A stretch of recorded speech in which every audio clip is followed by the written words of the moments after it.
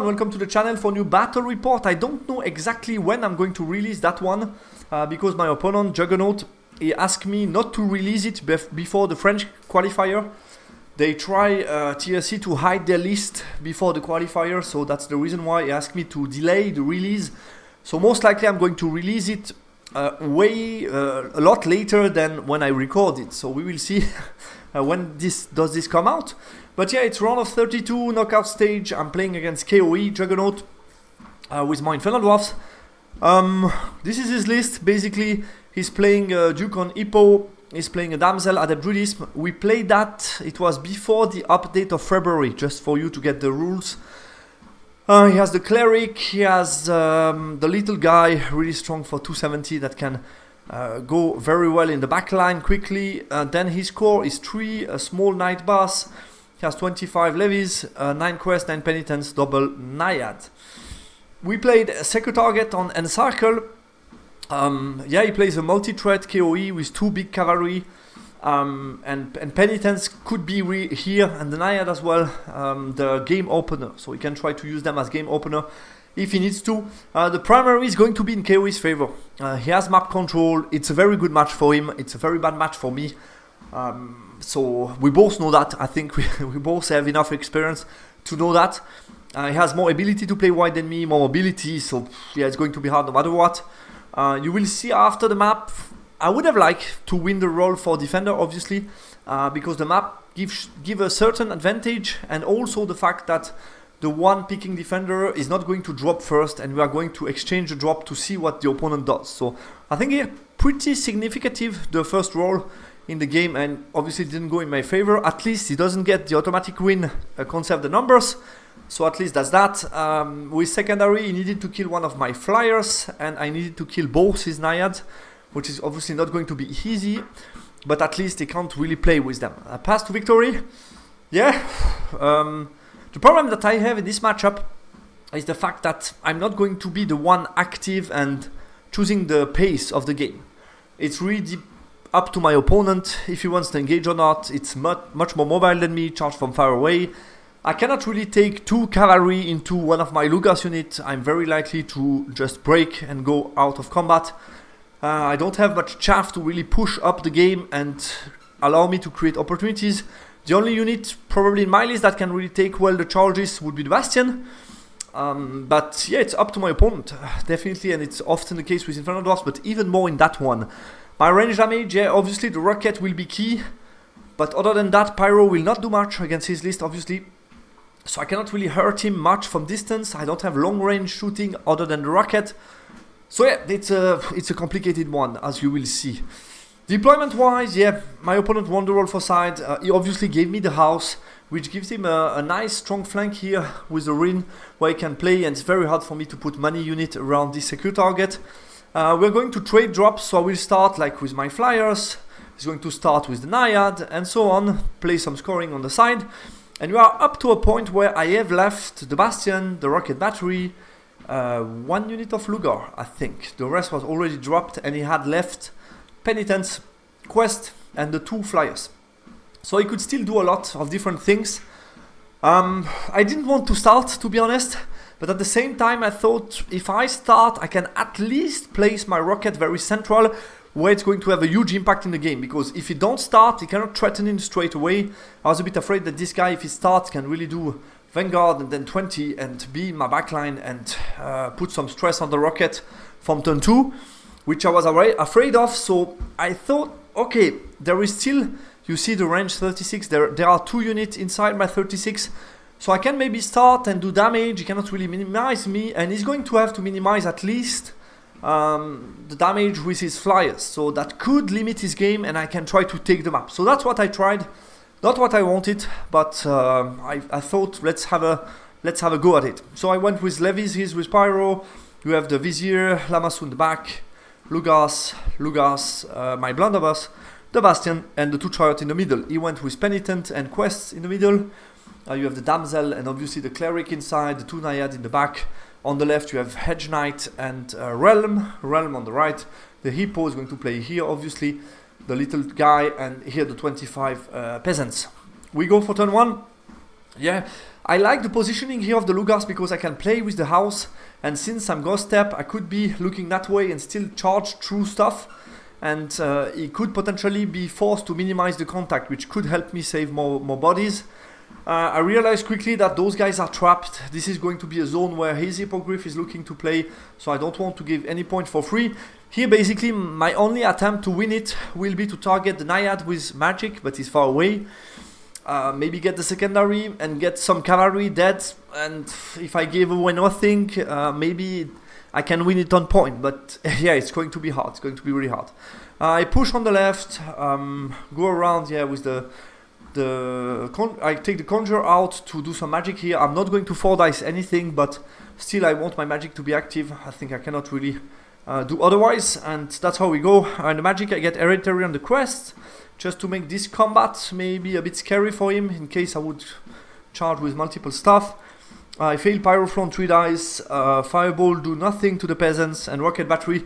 I kill 2 guys on the left, but you will see he's playing the double heal, something that has been fixed in the version just after our game, where there is no heal on the Naiad, so at least it's less easy to get. But I find it very strong because the spell is replicable, which I think, is very strong because you cast it 2 times on 5+. You don't get a +3 for the second time because of replicable, so I thought it was quite strong. But that's the setup he has. He has 2 Hereditary, 2 heal, and I think he got also the -1 to hit from shooting and -2 from casting, basically.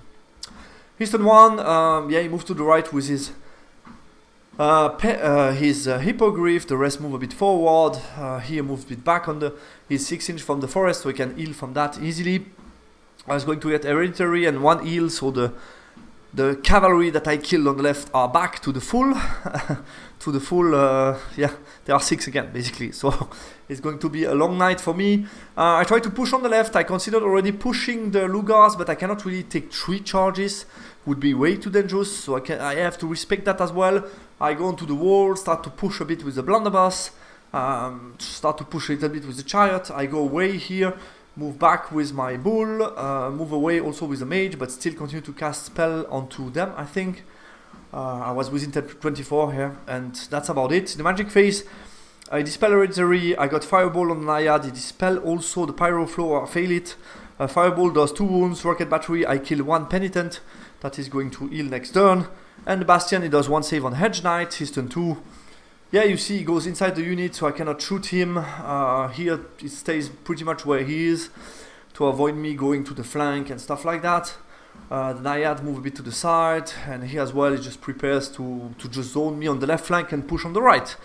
Magic Face, he healed the Penitents, and I dispel Hereditary, and he gets second time Hereditary with 2 dice on the bounce spell, which is nice for him to get plenty of Horizon marker. On the left, again, I considered pushing the Lugar really hard, but I could go out of line of sight here, but I was afraid. Double charge, I think I could have gone out of line of sight.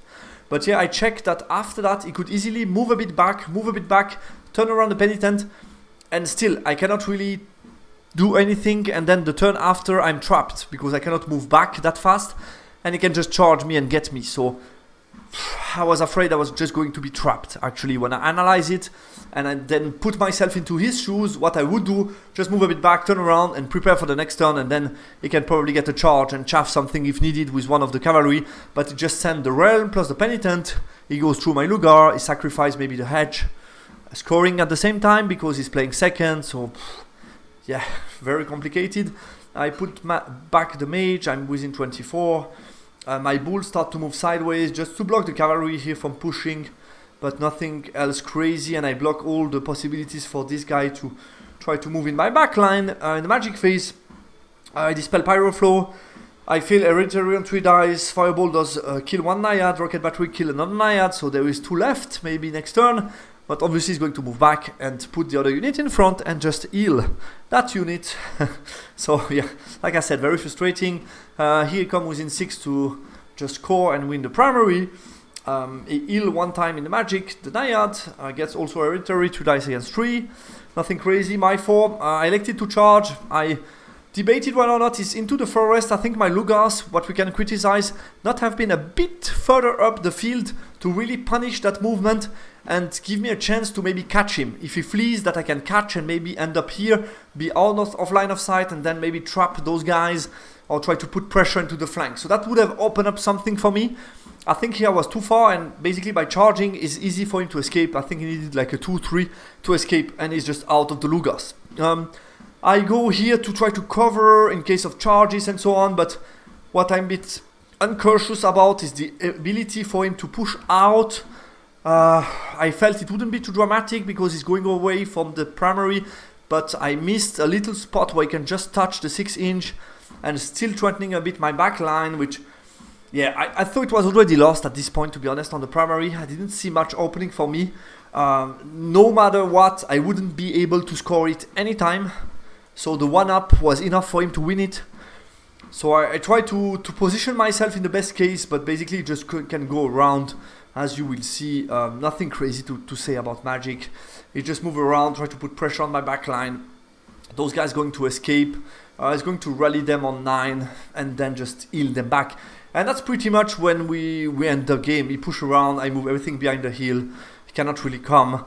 I'm looking from everywhere, and yeah, basically we end up pretty much the game. He's able to escape a bit, not going to go, and we just finish the game, which is going to be for him 13-7 because he just wins the primary, and we don't go into I didn't see anything crazy to do. Was very hard matchup. Losing the first roll, I think, cut me from the chance of building something on the right flank. It would have been nice to try to play, because if you look at the map here, I mean, if I'm on top, it's way harder for him to hide the hippo, because the hippo has to stay in the back and cannot be active at all. He can do nothing on the flank without being threatened. And you see the rocket here in the middle is very powerful on the top part of the map. And here I can build maybe something with a strong flank. So that, could have been something to play with. It would have also increased my ability to see more of his deployment, because he would have started to deploy. But I think what I can regret is probably the choice of dropping for first turn. I should have taken the risk to make him start and try to go for a bit more open game. Something that I obviously struggle to do because I'm just not too used to it. Going very volatile in a bad matchup. After that I try to see the opening. Turn 2, turn 3 with the Lugars on the left, but I think nothing crazy to do. And then I made a little mistake for the Penitent, which was not necessary. I could have covered that a bit more, but wouldn't have changed much, to be honest. But yeah, very frustrating game for me, very frustrating. I didn't feel I had much to do, much opening. Like I said, could have tried to make him start to see how it goes, but I would have been under pressure straight on. And it would have requested for me also some anticipation.